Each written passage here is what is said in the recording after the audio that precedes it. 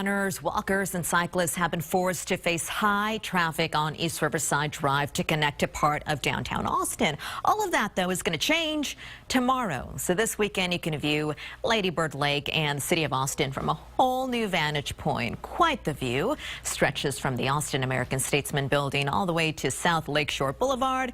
The new boardwalk will officially open to everyone tomorrow. This morning, though, they're putting some of the finishing touches. Kate Wada's live for us near the boardwalk in South Austin with your details. Good morning, Kate. Good morning. Well, you know, those finishing touches pretty much amount to making sure the lights on the boardwalk are working and just making sure it's perfect for the public when it opens up tomorrow morning. And this boardwalk is closing the 1.3-mile gap that had folks getting onto East Riverside Drive. And the whole idea of closing the gap between the west and the eastern side of the hike and bike trail was conceived 20 years ago. But it wasn't until the 2010 bond was passed that construction was able to start.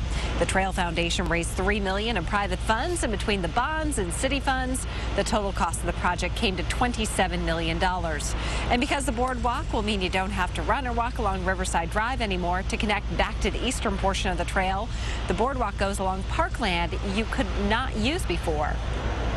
What I think a lot of people didn't know was that that area below the Norwood Estate and the dog park, that is parkland. It was parkland before the lake was even impounded in 1960. And there's going to be an opening celebration tomorrow morning at 10 a.m. behind Amley off East Riverside Drive. They're going to have a drum line. The blue lapis light dancers are going to be out. They're always awesome to watch. But if you're an early morning runner, just so you know, this will be open for you to beginning tomorrow morning as well. And if you've never run the eastern portion of the trail, I have to tell you, it's one of my favorites. It's beautiful. It's relaxing.